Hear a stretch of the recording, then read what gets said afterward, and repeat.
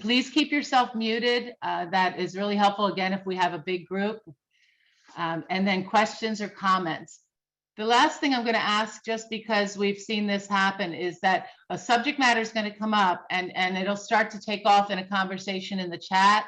Well, it's hard for you to hear what we're actually saying to you if you're having a secondary conversation in the chat. And we really encourage that all of our members help each other and that you get in touch with each other. But if you could just exchange contact information or reach each other through the Facebook group or whatever, then you will really be able to focus on that conversation and not miss what we're telling you or teaching you about the bill.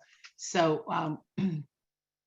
oh, and let me see if I have, handouts. So you would have received some handouts from in the email when you, in response to your registration. Their handouts are now in the chat, and all the handouts are also posted on the web, the Self-Direction Advocacy Network website. So there's 3 different ways to get the handouts, and towards 3/4 through the presentation, those handouts are going to get explained. Okay, so I am going to hand it over to Ginger. Hi, everybody. I'm going to launch some polls as we usually do. So let me, oops. There. Okay, there we go. Love technology. Okay, so let me launch the first poll. And if everybody would just tell us what your role is with self-direction. Any additional information, please put it in the chat.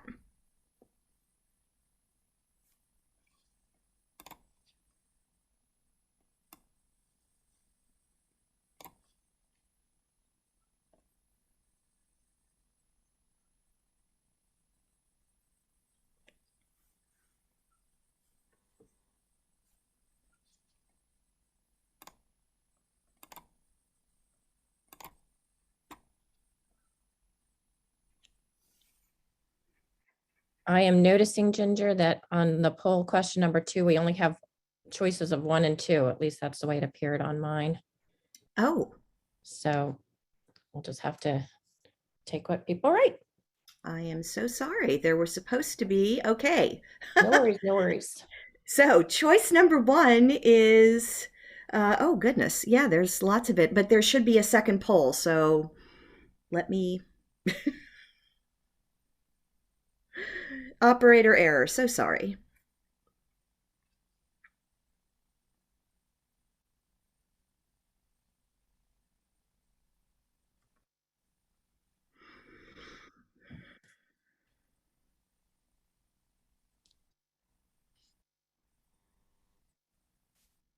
Okay, I'm not seeing the numbers go up much, so let's just give it another couple of seconds.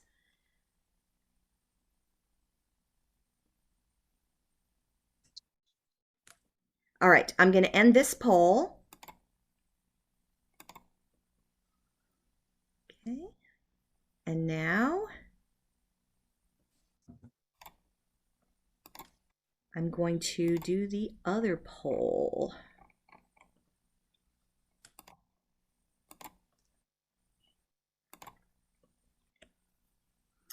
And here we're just simply trying to find out, you know, and this really is mostly for participants and their families. How long have you been involved with self-direction?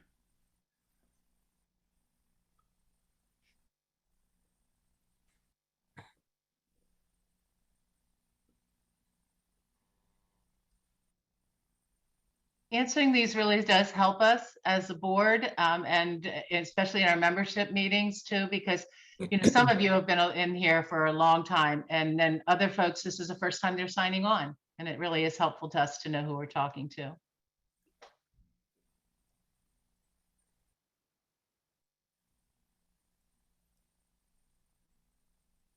we'll give it about 10 more seconds, and then we'll end the polls.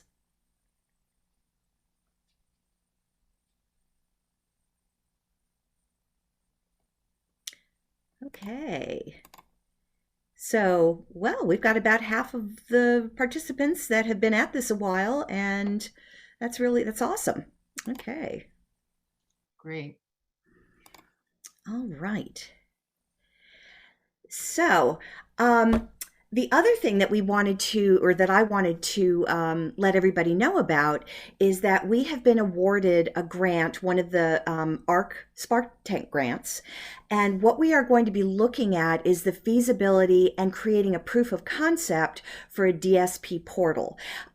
What we have heard and what we also from personal experience know is that it is really hard sometimes to find staff to be able to run the self-direction programs, and the staff basically is the program. That the quality of the staff really defines the quality of your self-direction program. And so one of the things we were trying to address is how is it that we can take people who want to be DSPs and connect them up with self-directing participants. So for this phase of what we're working on, we are going to put together a place where DSPs can basically list themselves as available, and we're going to have information about where they are willing to work and any qualifications, special qualifications that they have. And then self-directing participants can look through the list of DSPs. It will not be going live this time. We're simply looking at feasibility and doing the proof of concept. So as part of the feasibility, we are going to be sending out a survey to you and asking you some questions about what you need to see, about whether or not you'd be willing to do this, whether or not you'd be willing to apply some of your funds that have been allocated to you for recruitment, and so on. And then as a small part of this grant, we're also going to be doing some outreach to community colleges and departments of education and graduate programs and any place else we can think of. So please let us know if you have some good ideas where we can kind of rustle up some DSPs. Because obviously to have a portal, you need to have DSPs that are willing to list themselves. And so we're basically going to be starting to open that communication with these places that may be possible sources of DSPs. So we are going to need some help. One thing that we need is somebody with a legal background to help us understand some of the liability issues. We're not talking like a ton of hours. We just need someone that we can ask some questions. And then the other thing is we would love to, contact some of you guys because you live all over the state. We can't hit everywhere. We're going to hit local to where we are the board. We would love to have you guys come alongside us and be willing to talk to your community colleges and your county boards of education and all of those things. So please let us know if you'd be willing to help us with that outreach effort so that we can just make more DSPs for us all to be able to use. So, Hey, Ginger, I'm sorry to interrupt, but the delegate Young is in the waiting room. Yep, and let's Let her bring in her right now. in. Yep. And then we're going to shift to Carol Custer. Hello, Delegate Young. Welcome, Delegate Young. I honestly cannot say enough about her. She is our House sponsor. She immediately agreed to do that 3 years ago when Senator Lee had first started the bill and we needed someone in the House, and Delegate Young just jumped in with both feet, and she has been our #1 champion. She got a legislative work group this summer that went on for 5 or 6 months that had all stakeholders and advocacy organizations and the department and many legislators involved. And it's the result of that work group that is the bill that you see and their recommendations. So we feel like she deserves the first ever award that we've given, and we cannot thank her enough. Without her tenacity, we would not be where we are right now. So Delegate Young, thank you so much. Well, thank you. I'm honored. it has been a long haul and we've come a long way, and it does feel like it's been slow, but I have seen incremental progress. I'm cautiously optimistic that something's going to happen this year. I don't know if it'll be all of our recommendations, but pretty sure we're going to get something. You know, it's interesting. One of the first things we're told when we become a state legislator is don't fall in love with your bills.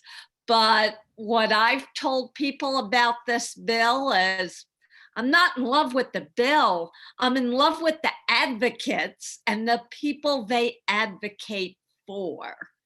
Because, I mean, your work is just so noble, and I so admire your persistence.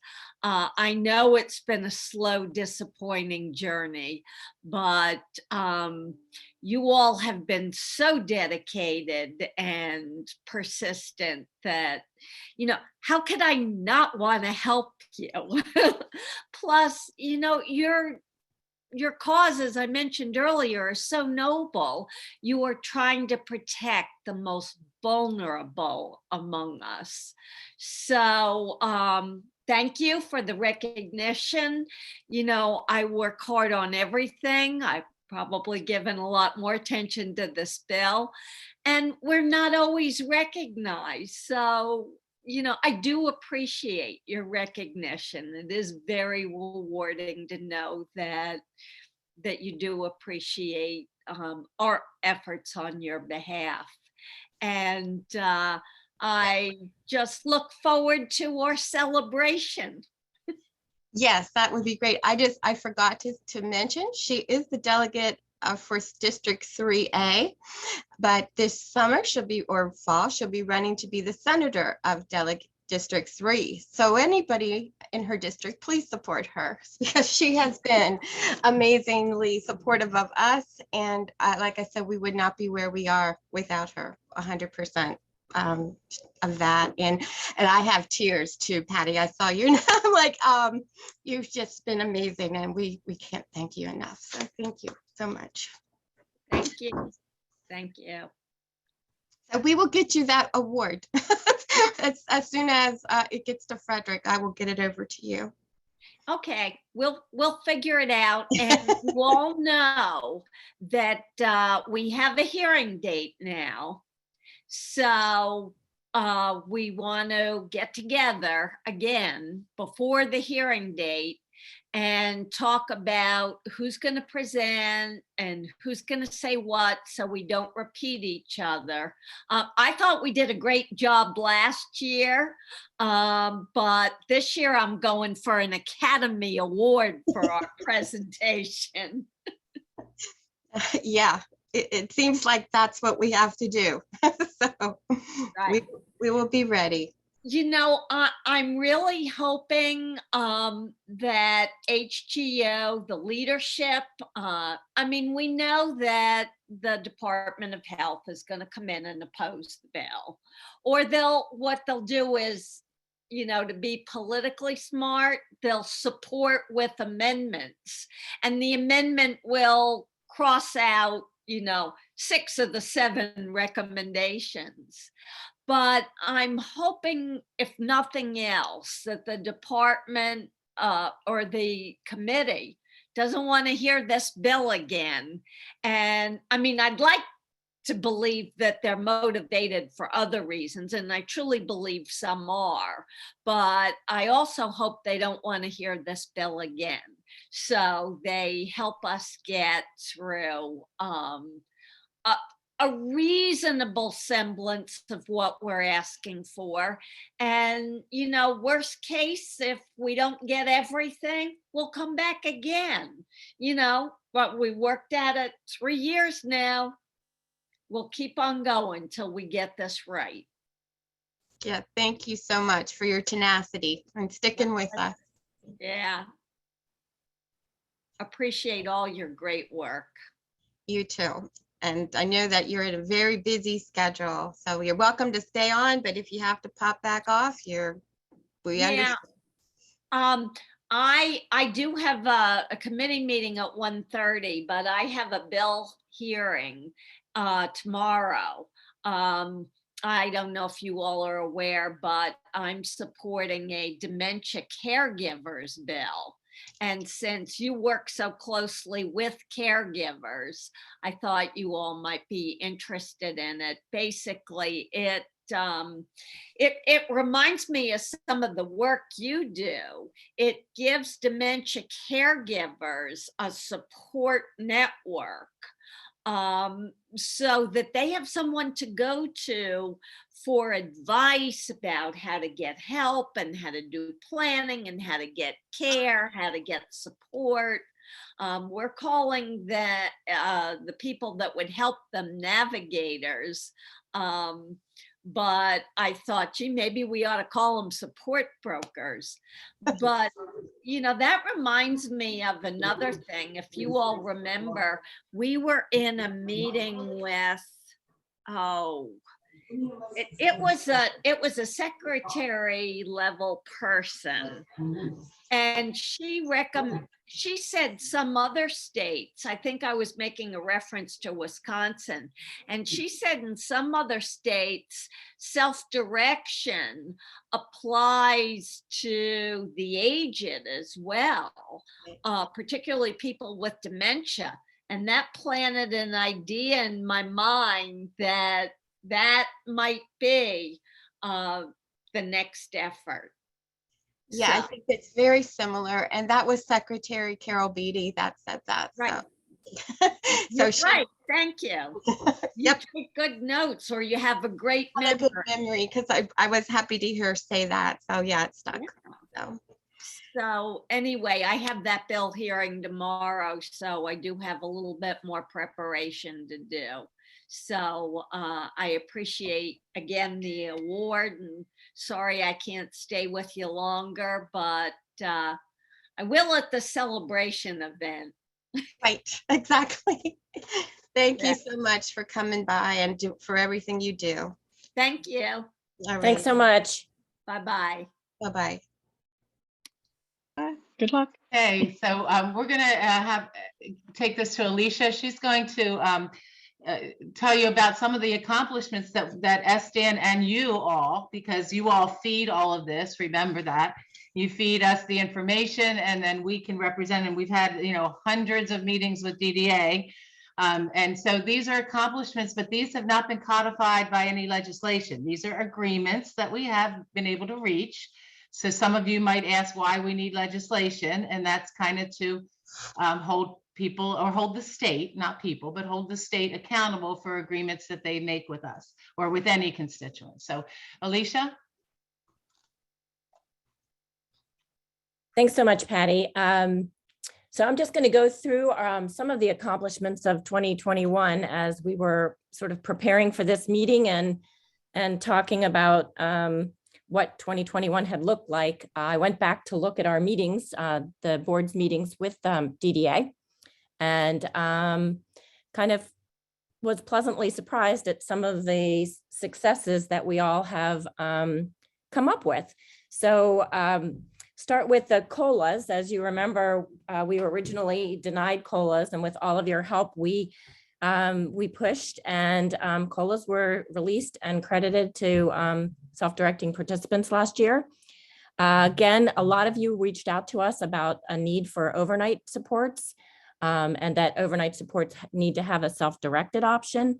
And some of you were able to get that, and a lot more of you, I think, need it. We have gotten, with all of our comments and your stories, DDA to agree that a service for overnight supports for self-directing individuals is necessary. Another reason for the bill is so far that's not been acted upon. So we still have more work to do there, but we did get to the first level. The Maryland Department of Health agreed to include multiple FMSs in their RFP, at least 2, no Alicia, more than 10. I'm sorry, but would you be sensitive to acronyms, please? Yes, I'm sorry. Well, I did Maryland Department of Health. The FMS is the Financial Management Services. Those are the people who pay your bills, manage the timesheets and pay support staff, pay vendors, et cetera. They keep your budget up to date, send you monthly statements. And the RFP is a request for proposals. And there has been at least 3 of them. The most current one accommodated your all's request to have more than one financial management service. In the request for proposals, they are stalled at the moment, so we don't know whether we're going to get 2 or 10.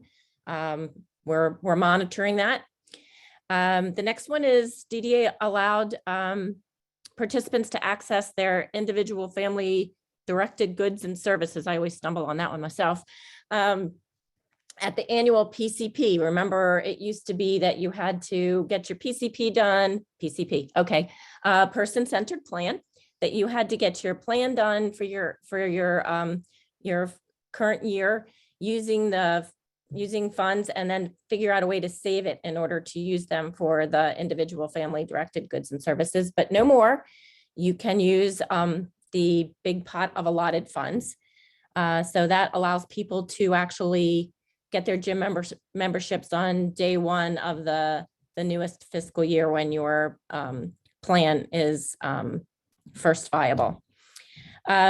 With your help again, DDA listened to us all and raised the reasonable and customary wages that we can now pay our staff. It goes a long way to help maintain a stable group of direct support professionals.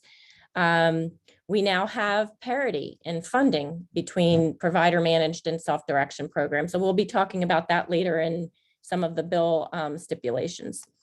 The family as staff forms and the participant agreement forms finally reflect a team approach that we've all been working to get. And they minimize the need and the use for a designated representative or to pick a solitary person to run the program and without the participant really having the control. And then lastly, we've heard your frustrations, and now DDA and the Department of Disabilities also has heard your frustrations about nursing service issues. And we are hoping there seems to be positive signals that they're willing to convene a work group to discuss some of the issues and come up with some of the recommendations to change that. So there are a lot of things we accomplished together. We still have much work to do, and we're going to talk about that next in the bill. So building on what we were just talking about, accomplishments and ways that you all want to see self-direction go. We know that in 2005, self-direction was established by a hardworking group of advocates, and that in 2014, there were changes, and they took the 2 separate waivers and combined them into one. And when they did that, there was less choice and less flexibility when compared to the original waiver back in 2005. In 2016, additional and significant changes were proposed. That's when SDAN was formed. We all kind of battled up against some of those things, like families being able to be paid support staff. That's when we lost their overnight supports service. And so SDAN was formed, y'all joined and keep joining, which makes us stronger and stronger. But because we've been battling these things and still have more to go, 3 years ago, we decided that we needed to have a bill to codify some things. So next slide. So this bill has primary goals. There are going to be very specific things that I'm going to talk to you about that the bill would stipulate, but essentially we're trying to achieve greater equity by ensuring that all people have access to self-direction and to use it successfully. We are trying to restore and maintain both flexibility and access to self-direction and still maintain its well-documented cost effectiveness, cost savings to the state. And lastly, to ensure that DDA refrains from requiring participants in any of the waiver programs from having to demonstrate competency or suitability, as Stan believes, and our members do as well, that people should be able to be deemed capable of supporting themselves in self-direction with the right supports, with the needed supports. So we are presuming competence here. And so those are our big picture goals. And we'll talk now about some of the actual bill stipulations.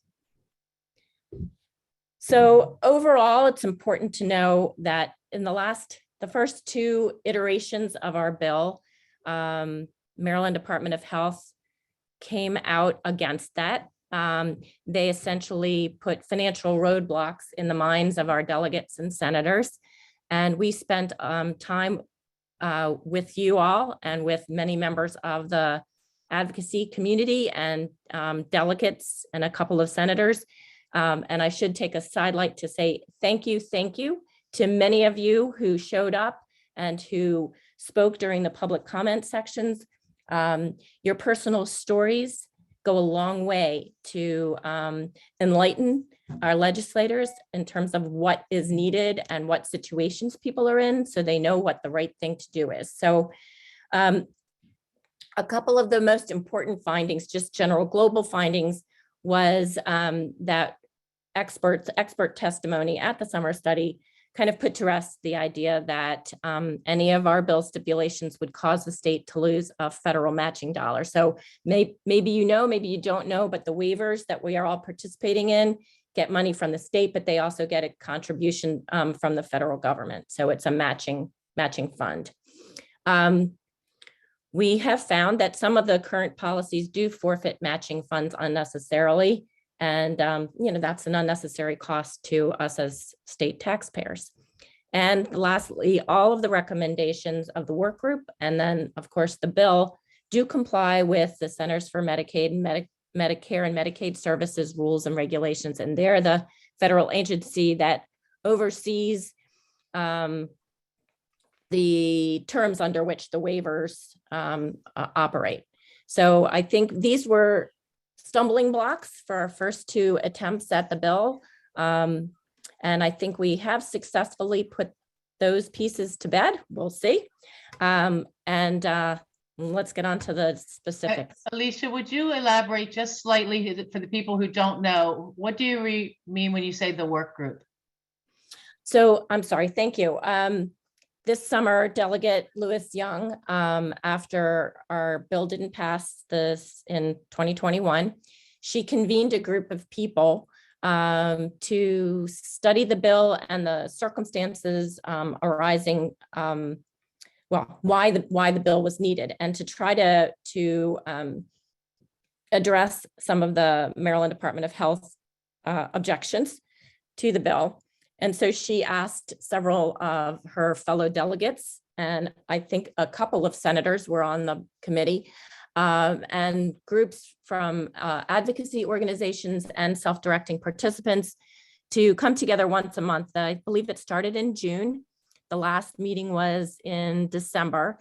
So all of these meetings were to gather information from advocacy groups, from professionals in the CMS realm, and from participants to figure out what was needed, what was missing, what pieces needed to be filled in. So this 6-month series of meetings culminated in a work group, summer study work group recommendations. And these recommendations are basically the backbone of this bill, the Self-Direction Act of 2022. So one of the important things, as I think probably many of you have experienced, many participants of the DDA waiver programs aren't even told about self-direction, especially during the transition years, or they're misinformed about self-direction and how, quote, difficult it is, or they're discouraged from choosing it. And this bill stipulates that our coordinators of community service, our CCSs, these are the people who sort of are a liaison between the actual participant and DDA. They will be better trained in self-direction and will fully be able to explain and orient new and current participants about self-direction every year during their plan renewals. So the idea is that if CCSs or coordinators of community support feel more comfortable, that they understand the process and how self-direction works, they'll be able to give correct information, and potentially more people will be aware, and potentially more people will want to take advantage of this amazing program. Next slide. So this we've all been talking about for a really long time. The support broker roles were shortened, cut off sort of, and many of those roles were given to our now overworked coordinators of community service. Some participants, in order to be able to achieve great programs, need more than a 4-hour chunk of a support broker's time.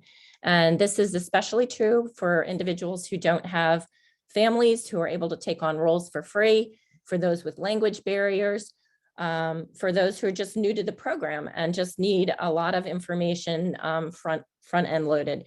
So many people aren't getting the support they need. So the bill stipulates that we expand and assure access to the support brokers to promote basically one of the major goals, equity and access for people in self-direction.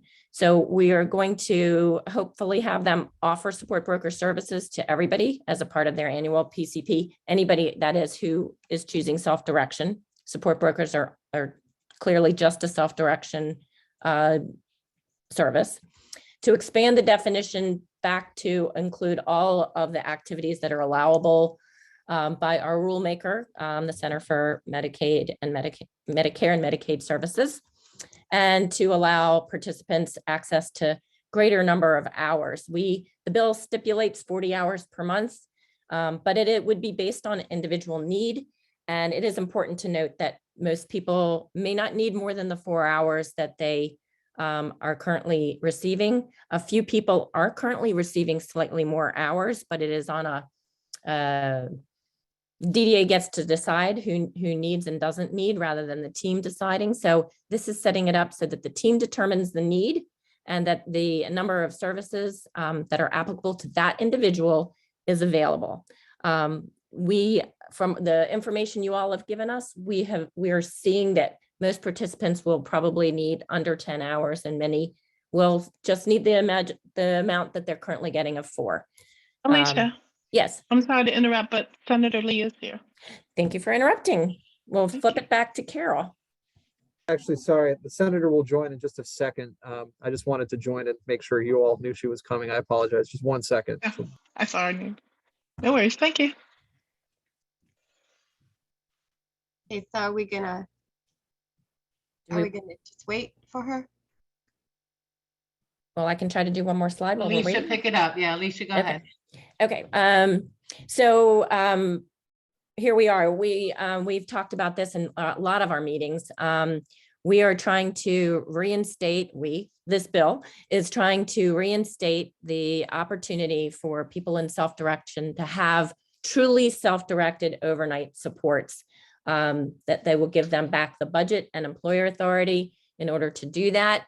Currently, if you follow the current services, you give up 128 hours of 168 hours a week to an agency if you were to go through the current services. I do want to make a little note here that there are several people who are getting overnight services that are self-directed. State-only funds are being used for that. And this bill will stop that by creating or recreating a service for self-directed option that will receive the federal match. You can go to the next slide. So all of you who've been around for quite a while have experienced the feeling that DDA is trying to eliminate or limit the ability of family to be paid staff. It kind of wanes and waxes when they try. We all respond by telling them how important that option is. This bill would stipulate that all existing and future waivers must allow participants under self-direction to hire family as staff if they wish to do so. Next. This is an interesting one. We have been told by all of you, and I know I've experienced myself, there is really no way for a recipient of service or their advocates to be able to track the progress or lack of progress of the PCP, the person-centered planning process. You put it in, your CCS submits it, you're pretty sure she did. Maybe if you're lucky and he or she sends a copy to you that they did submit it, but then you don't know what happens. You don't know that DDA got it. You don't know that somebody in DDA asked a question. If they asked a question, what was the response? Was it the response a participant would want to give? So we're looking to have access to software system to be able to view, ensure the accuracy of the information about the participants themselves, and to be able to track the status of their plan and budget. Much like we do when we order from Amazon. We place an order, we know they received the order, we know the order is being prepared, it's shipped out, it's dropped off, or it isn't dropped off, and why the delay. And then somebody contacts you and asks you if you're, are you good with do you need to return it? So we're looking for some way, obviously not exactly like Amazon, but some way to track what's going on. Once the participants sign the document, it's sort of a black hole for us until lo and behold, it comes back approved or it doesn't. Next slide. So this doesn't affect all of us, but it does affect some people in a great deal. We've heard from owners, mostly family members, of specialized vehicles that are quite costly to acquire, vehicles that are used by participants, and they cannot be reimbursed for mileage if they're not an employee. So this bill would stipulate that you could reimburse the owner of the vehicle by the mile, just like you would for an employee, if the owner of the vehicle is not an employee, but only if the transportation is related to a participant's plan of service. So pretty simple, hopefully pretty straightforward. And for those of you who've been asking for this, it's very specific and direct request in this bill. Next. So we've talked about this off and on, especially as it had been addressed in the request for proposals for the financial management. Part of the request had a competency that somebody would be able to decide whether or not a participant was competent to self-direct their service. This has happened repeatedly and in all different kinds of ways over the last 6 years that SDAN's been around. This stipulation of the bill kind of puts it to bed. It's more of a policy piece that the state may not require a participant to demonstrate competency before they allow them to receive service. It allows what we call a team approach in order to make decisions and to make sure that the participant would have the necessary supports to be successful in self-direction. Next slide.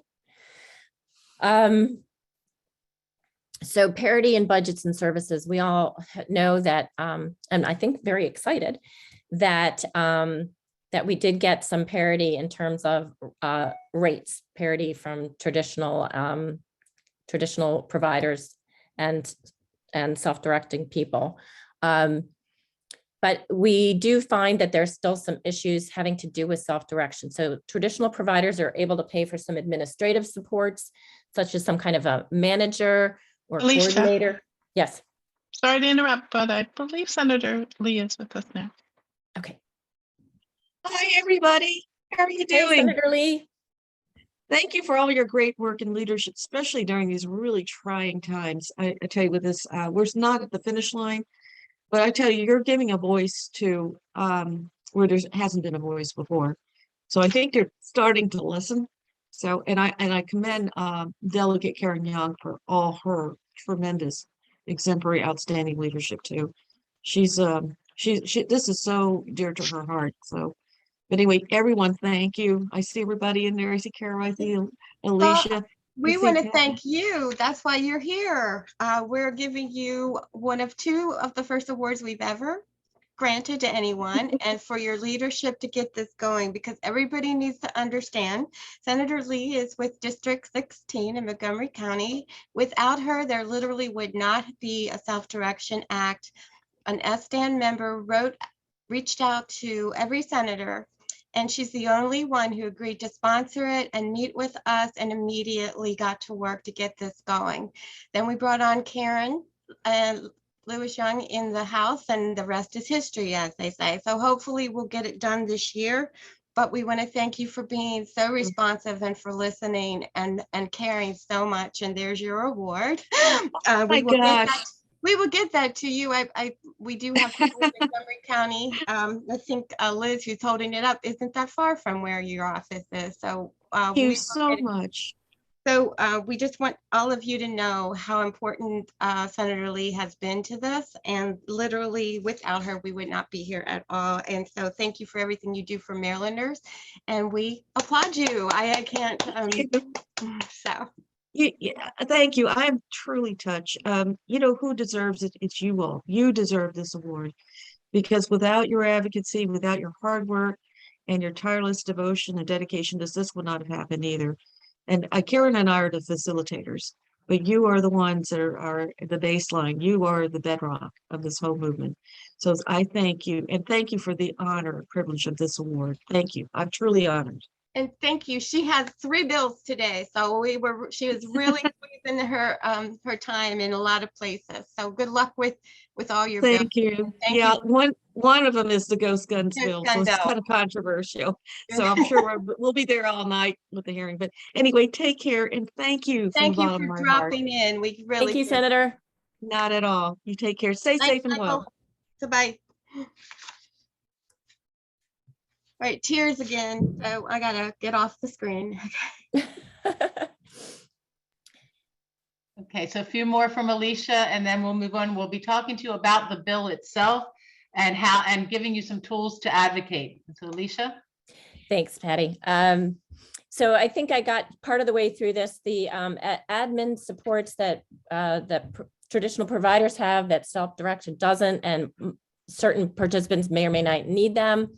But as people's families are no longer able to do things for free, they may need an administrator, a manager, a coordinator, somebody to make sure that staff is scheduled, doctor's appointments are scheduled, groceries are in the home, you know, to be able to facilitate somebody's self-directed life. In addition, certainly COVID has made us all aware of the need for overhead expenses such as internet access, to submit time sheets for some, or just to access our online community, you know, with things like Zoom and other different activities that are available for people who self-direct. So this bill stipulates an assurance of parity and transparency in the rates and reimbursements of services and the budgets provided under self-direction, as compared to the provider management service, including funding for some kind of managerial or administrative positions and services when they're needed. So all of these things are, you know, when it's necessary and needed for the participant. Next slide. So we did get the fact that the individual family directed goods and services doesn't need to wait any longer. It can be approved at the time of your annual plan. But at this point, some people are finding that the cap of $5,000 does not allow them to get the community integration services that they are requiring. So this bill would make it to restore the flexibility and to expand the allowable activities to include all that are within our the rules and regulations set out by the Centers of Medicaid and Medicare guidelines, and also within the full amount of the participants' allotted budget. In other words, to remove the $5,000 cap. You know, again, when it's needed by a particular participant. Not everybody's going to need the 5,000 and not everybody's going to need more than 5,000. Next slide. So at the end of these, at the end of the summer study and these recommendations that have culminated in the bill, Senator or Delegate Lewis Young was talking to the group, the work group, about how to kind of make sure this all happens. What is going to be the ability to track and show progress or lack thereof. And so the Maryland Department of Health is to provide a report to the Maryland General Assembly once a year for 3 years, their progress, and document the progress in implementing the requirements established under the Self-Direction Act of 2022. So that provision sunsets after 3 years. I guess after 3 years, they've either done it or we're back at it again. So I think that sort of concludes the general parts of the bill. There were links in the chat and also in the emails that you got yesterday, so you can read the bill for yourself. There also is a one-pager that actually even shrinks the points down a little bit further for people who just really want a thumbnail version. So Okay, I think I'm up now. okay, take it away. So we need you. You can see how invested Senator Lee is. You can see how invested for 3 years that Delegate Lewis Young has been. We did this 6-month legislative work group and got a lot of support from folks, some of which were all of you that sat in on those meetings. But we've got some buy-in now, and this is the time to strike. So we really need you all. It is called the Self-Direction Act of 2022. It's House Bill 1020, Senate Bill 868. The bill is being sent to you. It's on our website. It's in the chat, so you can look at it. We've talked to you about what's in it. It's based on the things that you asked for and told us you needed. So now's the time to show up. Okay, you can look up your legislative district. You can find out who your representative, who your delegate is, and who your senator is. We can't help you on this call, on this meeting, to identify who your representatives are. But if you want some help individually, we can help you find that out, what district you're in, and who your delegate is and who your senator is. We can help you understand who's on. I think somebody put it in the chat too, the committees that are important and the committee members. We don't have time in a membership meeting to give you all of that, but we can help you individually. You will, if we need you to testify, there an announcement's going out from Ginger, and that will have, I think it went out last night or this morning, right? And it's got some links to click on. And here's another one that is, if you want to testify, you have to create an account. And then you have to follow the rules about how to do testimony. We are unsure right now. I think the House, did we say the House was going to do virtual? Is that what somebody else can chime in? My understanding is the House is going to do virtual. And the Senate is the one that's sort of unclear. They look to be doing in person. But any of you can submit written testimony through the websites that are noted here on this slide. And also, I think in the email, it went out how to figure out where you are and whether or not you have a most important person. Yeah, someone that's actually on the committee. It is best if the committee members, the Health and Government Operations Committee in the House and in the Finance Committee in the Senate, that they hear from their constituents. And we're going to give you some advocacy tools right after this, my plea to you. You can send emails, letters, phone calls, just get in touch with people that are your representatives. And especially if one of your representatives, your delegate or your senator, is on the Senate Finance Committee or on the, this is supposed to be Health and Government Operations members. So I'm going to show you, and we have sent you some advocacy tools, a one-pager that explains the bill. Ginger's going to go through that with you. My story template, so you can fill in the blanks and do your own story. They love personal stories. They don't want professional lobbyists. They want to hear how this would affect your life. And if you're a family member, how it would affect your family member's life. So Ginger is going to go into that. I just want to plead with you. I know it's uncomfortable. I know it's scary. You don't know what to say, but they just want to hear from their constituents, and we're giving you what to say. So please make the effort to contact. We can close this deal this year and get some relief for ourselves and some accountability that we need on these issues. Thanks a lot. Here you go, Ginger. And just to add to what Patty said, we really need you if you are in District 10. And this is the map, and these are the cities that are in District 10. This is Senator Kelly's district. She is the chair or co-chair of the Senate Finance Committee, and this is where the bill gets stuck. So if you are in this district, please, please, please contact Senator Kelly and say, please support this bill.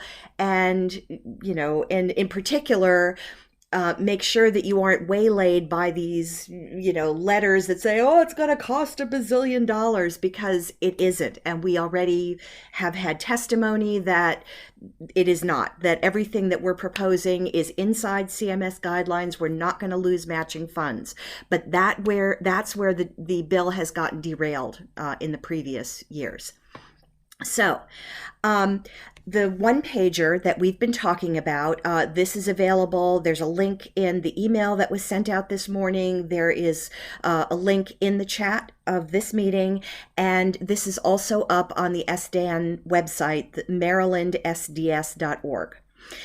And basically this one pager is not only a way for you to kind of get all of the highlights of the bill, but this is also a really good tool for educating other people in self-direction that really should be advocating for this. This is something to hand your legislator. This is something to hand, your CCS if they don't know much about self-direction. So these are really useful tools. This is also a really good thing to include in a letter to your delegate or your senator. If you're asking them to support the bill, this is a really good one-page summary of what's in this bill. And so this is a really good tool for you to use. Now, as Patty said, your personal story is really what speaks to all of our legislators. And so this is my daughter Carmen's story.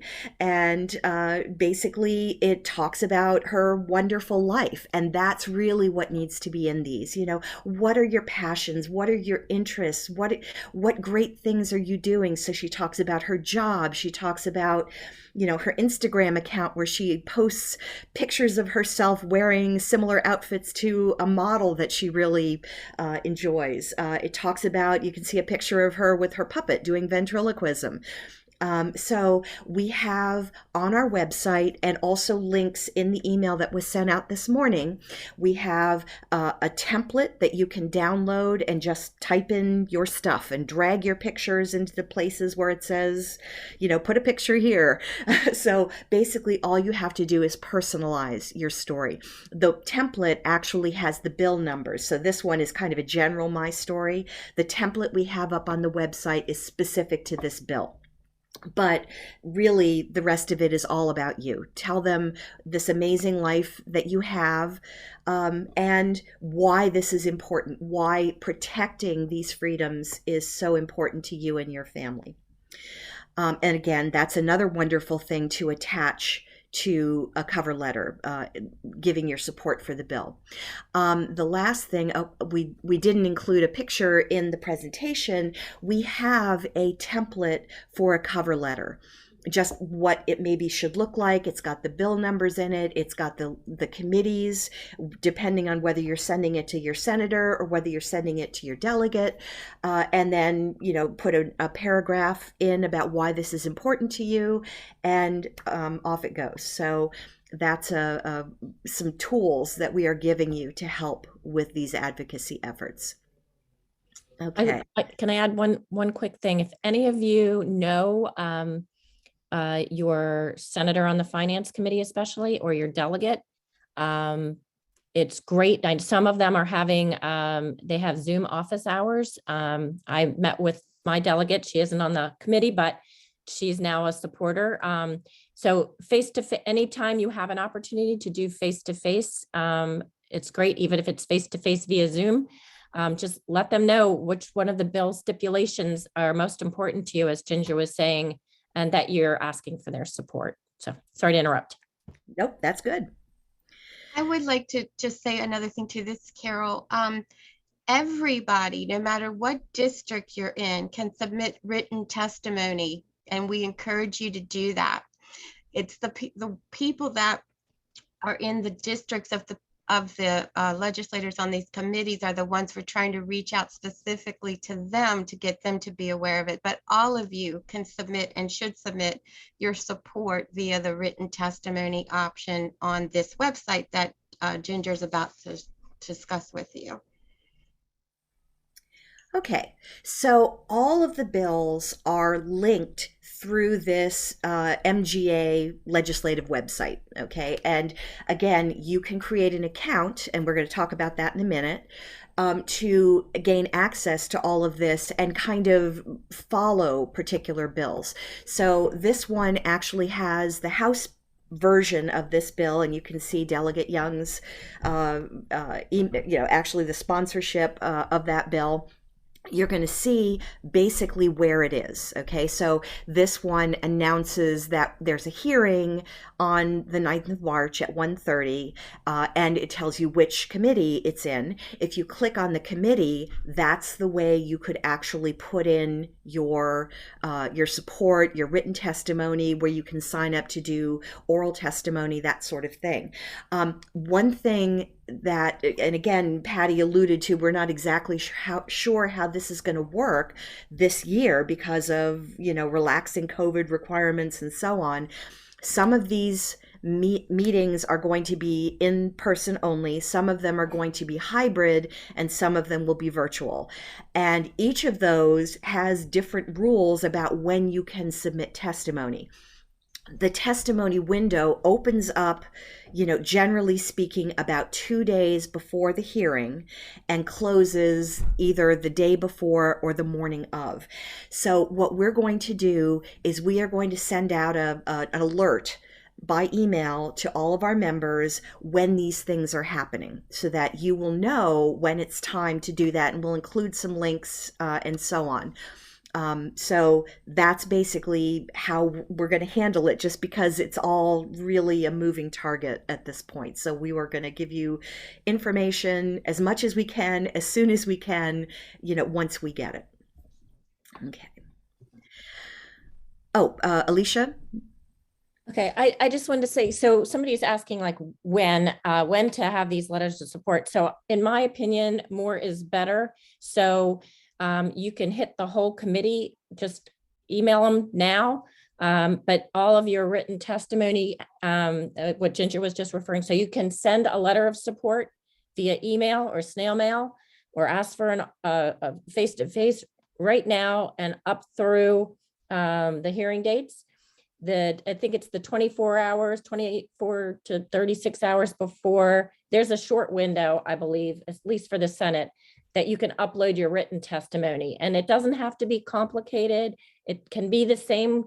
This is the bill, this is the number that I support it, and this is why, and upload it. You'll have to make yourself an account up in the corner there, My MGA, in order to be able to upload your written testimony. But your written testimony can be used over and over again. It can be used for the written testimony for the bill itself to the committee, but it also can go to each individual member that you feel like, delegate or senator. So I hope that's clear. More is better. Start now, do it often. That's the idea. We just wanted to make you guys aware of another bill that isn't an SDAN sponsored bill, but SDAN does support it. It's called supported decision making. It will be, if passed, another option in the arsenal of how to best help a participant. So right now, if a participant needs additional help, you have power of attorney as an option, you have guardianship as an option. This would be a third option. And it is a nationally recognized practice that helps preserve a participant's right to make their own decisions by recognizing that people with disabilities rely on supporters, the people they know and they trust to help them make decisions and communicate their wishes and desires. Just like you and I use supported decision-making in an informal basis every day. We ask our friends for help in deciding things. We go to doctors and ask questions. We go to lawyers, accountants.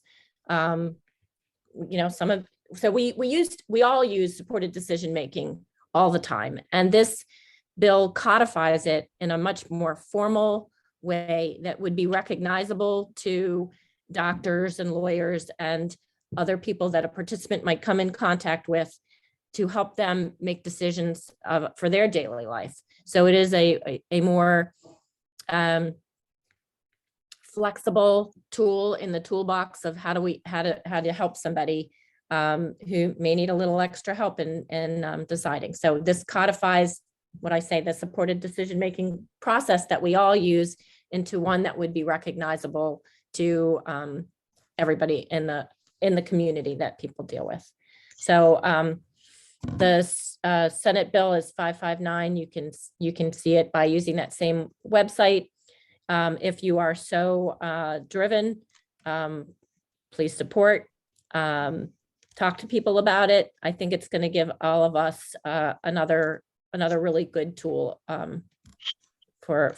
Alicia, Yes. the period to comment on this bill opens at 4 o'clock today and closes at 10 o'clock tomorrow. So you would have to upload, and something as simple as this with your name at the end is all you need to do. Support and position support. Yep. So just if you're so inclined, you have a very short window to do this starting at 4 o'clock today. So that's true. And that would be great if anybody would wish to do written testimony. And you also have the option of going on that site, finding the people in the Senate Judicial Proceedings Committee, especially the chairs, and emailing them directly as well. So just bringing it to your attention. Next slide. Okay, Liz. that's me. Yeah. Thank you all for coming. We've had over 100 people on this call. I don't know if you see that. We wanted to announce that the DDA has filled their statewide coordinator position with Christy Culbert, who is a support broker herself. So I think yesterday was her first day. So we're very happy to have someone familiar with self-direction on board at the DDA. We've given you a lot of information, and we really want to thank you all for hanging with us. Remember, the hearing dates are March 8th and March 9th. You can upload your testimony. I noticed something when you look on that website, you go to members and you click find your representative. When you pull up your representative, there's a little box that says contact Czech legislators. If you click on that, it'll open your email and you can email all your representatives. That's just something I just noticed. So when you look up your representatives, click on contact Czech legislators. It's right there with the list of your legislators, and it'll pull up email and you can send, contact them all that way. And when you do contact them, be sure to give them the bill numbers, SB 868 and HB 1020, the Self-Direction Act. And also, you're such a vital part of SDN, and we're a powerful voice together. And in order for people to see us on Zoom, if we do go Zoom, we're hoping you could wave a flag in support of the testimony. And if you'd like a free flag, please email us your name and address at info@marylandsds.org. And we'd be happy to send you a flag that you can wave during the testimony. It's been 3 years since this legislation was introduced. We have 3 weeks to get this bill passed, and we're so glad you're with us. We thank you for all your support. We hope you'll continue to support us in every way. We're always looking for volunteers, donations, anything you can do that you're not already doing that you have time for, because we know you're very busy. And we just can't thank you enough for being with us today and supporting choice and control of services in Maryland. Thank you, guys. Thanks, Liz. We're going to open for questions if they are related to the bill and you have questions about that, and we can answer them in this format. So I guess maybe the best way is through chat, and then we can answer your questions. And let me also say that in the next week or two, there will be a survey coming out regarding the DSP portal. Please respond to that. We would definitely like to hear what your thoughts are on this subject. Yay, my little fine. Yeah, thanks, Tracy, for putting Christy Colbert's email in the chat. And we welcome Christy.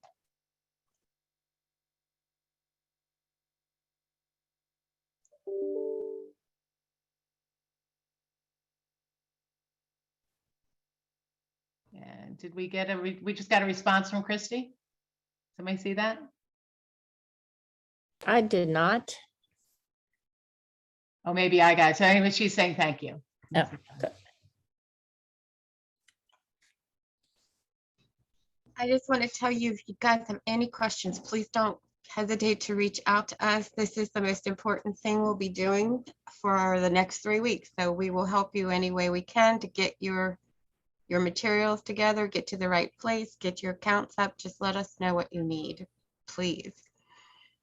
We don't want to be here this time next year. For sure. Nope. We want to move on. Conquer. We still have 72 people on the call. So if you have a question, and if you don't want to use the chat, I guess you can unmute and ask us and use your voice. So please let us know if you have a question now, because we'll stay on till 1:30.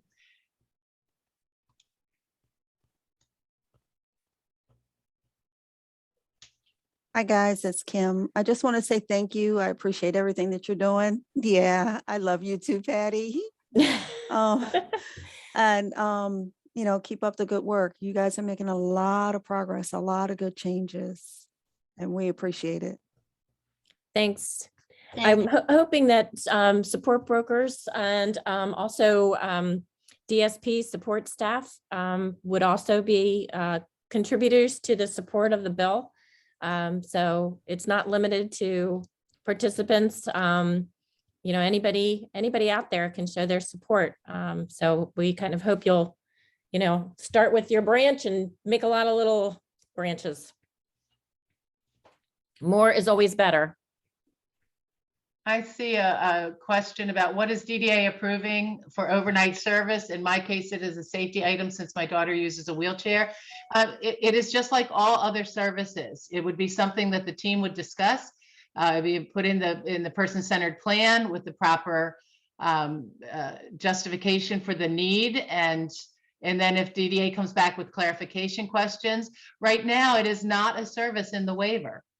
And we have gotten some agreement, some verbal agreement from DDA that they understand it is a service that should be available to self-direct going forward, but it's not currently there. So some people have advocated strongly and demonstrated health and safety need and gotten the service approved through DDA, through the person-centered planning process and clarifications.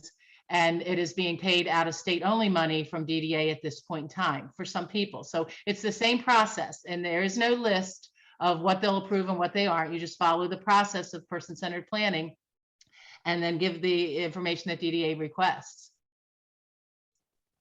Can I also add that there are some CCSs that have been discouraging people from documenting these needs. So you're going to need to do a little advocacy right within your own PCP to make sure that the CCS actually documents that it is a needed service in your PCP. I have a question. How does this compare to respite care? And because I'm not sure if it's just like once in a while or overnight, you know, because, and what is the pay involved and things like that? Okay, Jean, it's just like any other service, right? So it would be, what is the demonstrated need, or what is the need? And you would demonstrate that in the person-centered planning process. What Right. does your child need? Well, the individual, what does the individual need? And it should be in the person-centered plan, even if there isn't a waivered service for it. It's still a need. So Yes. that's, I think, what Ginger was referring to, is that some people will say, oh, DDA won't approve it, so we don't put it in. It's not a service, so we don't put it in. It's still a need that needs to get documented, because right now, many people, individuals are either going without overnight, or it is being provided by an unpaid person. So the need still exists. They're going without, or someone else is filling the need, but it is still should be documented in the person-centered planning process if that is what the individual says that believes they need, is overnight supports.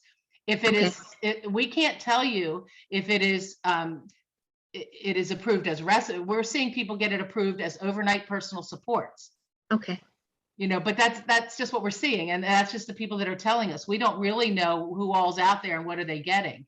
But again, it is still a need and needs to get documented, even if there currently isn't a service to satisfy it. And we're going to be working on that If you're not service. asking for it to be funded, if you're asking for it to be funded, it's funded at the same rate that you're paying your staff for other things, or Okay. whatever, or a lesser rate if it's somebody that can sleep overnight. Your team has to decide what they think is the right Okay. rate to ask for. Right, because the respite care is not funded well enough to my estimation, to be able to get people to be willing to do it. There's a whole because- nother issue, Jean, a whole nother issue. Yeah. We put it on the list. Thank you. Yeah, right. we Just wanted to know the difference. I'm sorry. That's okay. There was a question. The bill does call for DDA to amend the waiver by January 1st, 2023 to include the items that are in here. So there was a question in the chat about that, and I think so. I had to pull it up to look at it. And then supposed to be working with SDAN on our recommendations, which were kind of more than what this bill includes, which are some of the things you're all talking about right now. See a question from Rita. Rita, you're talking about the administrative support. Well, what you all have told us is that there is a lot to coordinating things, and that is often being done by an unpaid caregiver. You know, it could be a family member, it could be the individual themselves who's being burdened with a lot of administrative work to coordinate and to do self-direction. And we see that in traditional services, there are positions that do that can do the administrative work, and they're paid to do it. So based on whatever all of you have been telling us, and we see with our own eyes, that it absolutely could be necessary when family members are no longer around to do it, but it's necessary now. It just happens to be being done by unpaid people. So it's another one of those unfunded roles in self-directed services, is somebody's got to do this coordination and administrative duties, and it may be the individual themselves, it may be a family member, it might be an unpaid friend that's doing it, but the need exists, and it will certainly exist when that person's no longer able to do it. So we would want to advocate for that to be a service within self-direction. Does that answer Well, your question? it wouldn't, okay, so to get clarify, it wouldn't be a service. We're not advocating that it be a service. We're advocating that it be a line item in the budget under the existing services, so that There you go. we're not asking for more money for that position. We're just asking to be able to utilize the funding that's already allocated for that position. And that could also be how the funding is provided for this additional support broker hours too. And we're not, this bill is really not asking DDA for any more, or the state for any more money, but just the ability to utilize the money that they have in the services the way the rates are right now for all the needs of the person, not just very direct supports. That's really important, Carol. Thanks for bringing that up. That, you know, we all have our budgets, our budget amount. And if you can remember in the budget form on the upper right-hand corner, there's a total, an allotment amount, but that may differ greatly from what the bottom line of your budget is. And so most of these additional hours for support broker or some administrative time for additional individual directed family goods and services, we intend to come out of the allotment amount, not as an additional money. So that money at the top right is already, as we understand it, earmarked for that specific person. That's what makes it parity between the traditional provider and the self-directed participant. If they were in the provider, that top right amount would be the amount that would go to the provider. Because self-direction is often a very much more cost-effective service, there's oftentimes, and that is great, a differential between the total in the right-hand top column, the allotted amount, and the bottom line of your budget, the budgeted amount. So if anybody says it's going to cost a fortune, nope. See, Marla has her hand up. Yes, I just wanted to share just a quick word of appreciation to the leadership of this group and the backbreaking work that you guys have been doing. I'm new to self-direction. We just got funded January 1st. And being part of these conversations the past couple of months, it's just enlightening. And I am looking forward to volunteering, to supporting, to joining, the hardworking efforts and working on all of the work you guys have already done. So thank you so much. Thank you. Thank Good you, to Maria. hear- Good to hear volunteering because we need that. We need your help. We for need sure. everybody's help. So there was a comment that the bill doesn't call for that, but on page 9, budget for self-directed services that provide substantially similar services as those provided to a recipient who does not self-direct, including funding for managerial or direct support positions. So that's where that is. That's where that's concluded, that managerial position. And also the support broker might be the person that tends to do that. So that going up to 40 hours is part of where it would be too. I see a question. Hi, Peg. A question from Peg Combe that was about, is there funding in the bill for SDN to have a director? It's kind of apples and oranges there, right? So we're a nonprofit. So we would not seek state funding in any way for anything to do with SDN. So that kind of just leads me into my normal plea. You can see the amount of work. No SDN board member is compensated in any way, and we don't have any paid staff. We did use a paid consultant through all of our work to come work through the bill and our advocacy efforts over the last year, and to bring in some of the expert information from CMS and contacts on the federal level that could dispel some of DDA's smokescreen about this costing so much money, or that we'd be out of compliance with CMS. So we do have costs. And many of you have been very helpful in supporting us by donations. But, if we're ever going to have a full-time paid director, we need to raise money. We need your support. So, whether you support SDN, monthly, or you give a one-time donation, or you do in kind by volunteering your time, none of this comes without great effort and hours of work. So I used to be the single mom raising 3 kids, and I just wrote the check because I couldn't give of my time. So if that's you, that you're so busy doing what you do and supporting your loved one, or send us money. I'm not too proud to ask for it. I'm witness to the amount of work that these women are doing. And you just saw the accomplishments that we have. 2 seasoned, experienced, and senior leaders in Annapolis that have bought into what you all need. They hear you, they know what you need, and they're willing to fight for you. We could use your donations to keep that work up. We really could. So no, there's no way we can afford an executive director at this point, but we could if we got some financial support. We really could. So that's it. I won't ask for any more money.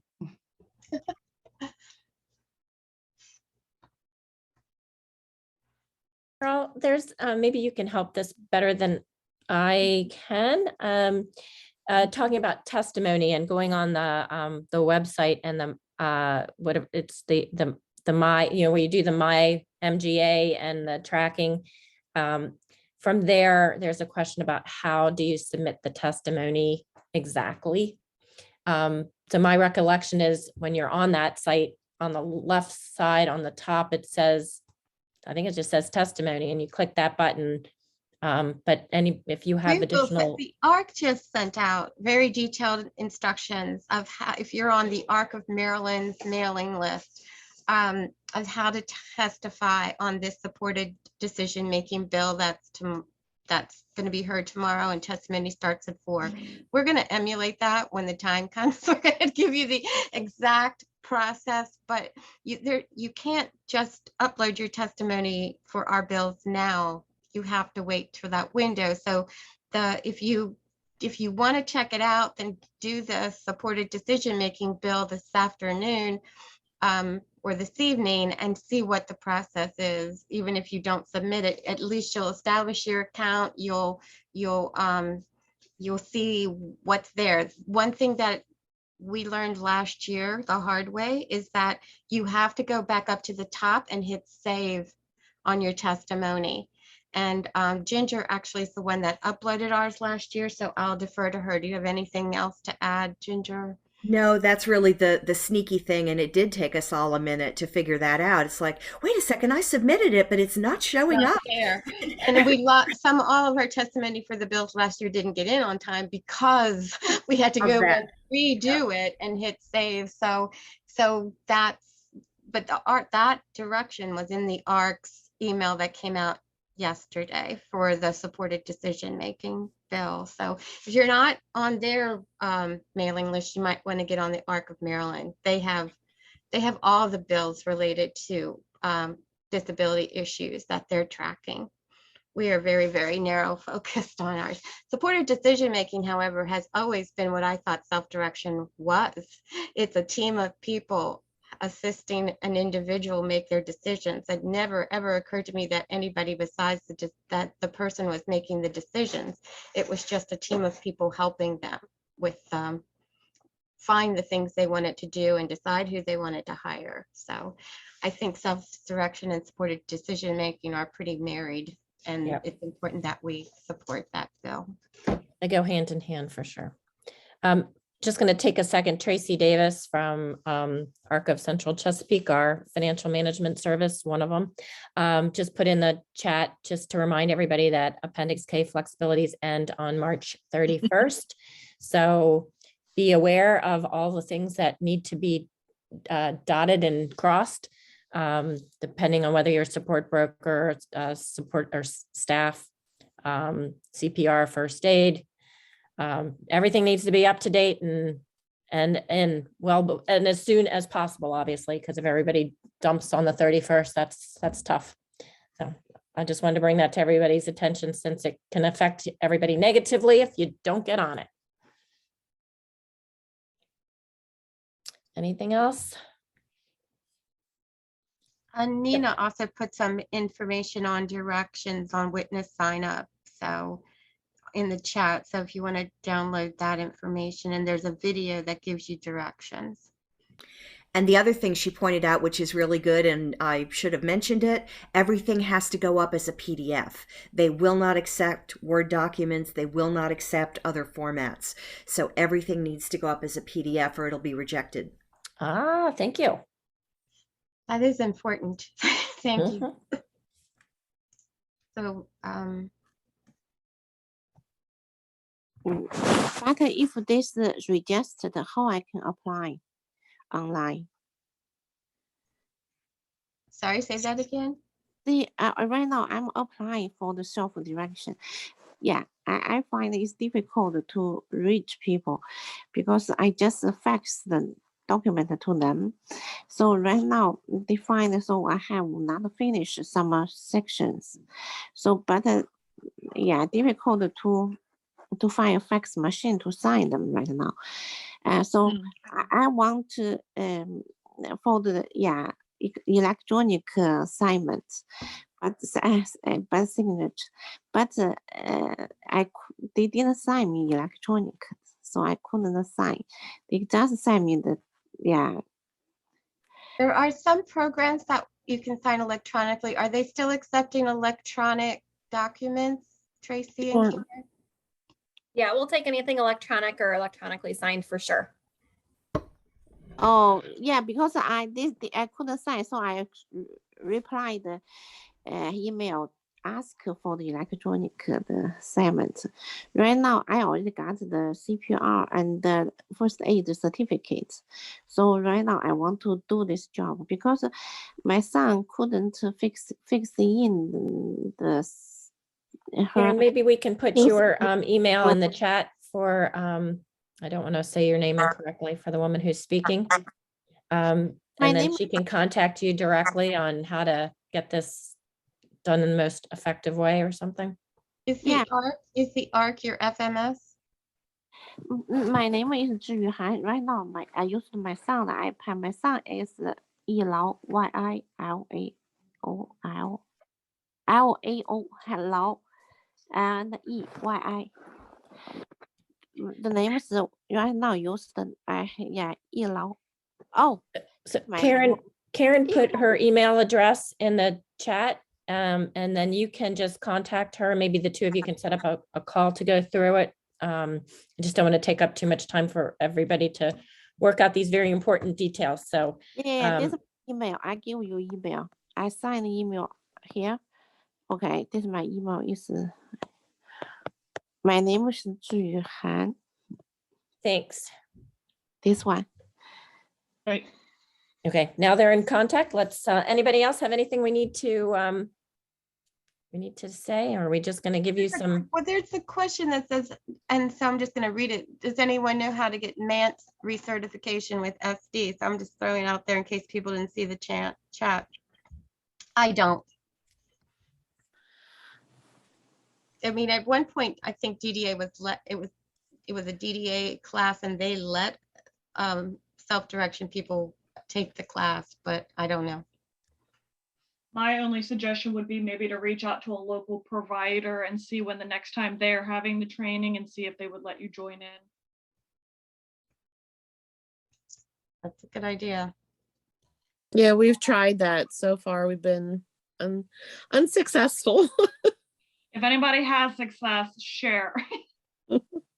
That seems like, I mean, and there's going to be a provider out there who's willing. It's just finding. Might be something to ask on our Facebook page or group as well, in case there's different people Well, on there. And how is that different than, like the med tech training? Providers have a system of doing these trainings and they don't have a mechanism for letting people into their classes that are in self-direction. They don't have a mechanism for payment, registration, all that. So that's another issue that we can continue to bring up to DDA, that, what is their responsibility to build the capacity of community providers or providers that are agencies to meet the need of self-direction. That's just another training that falls in that same category.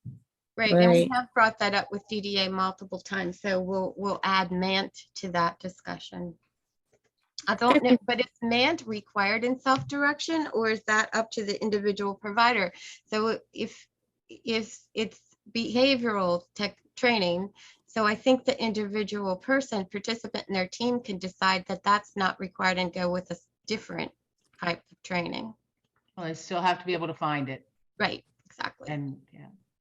But the behavioral specialist might provide it.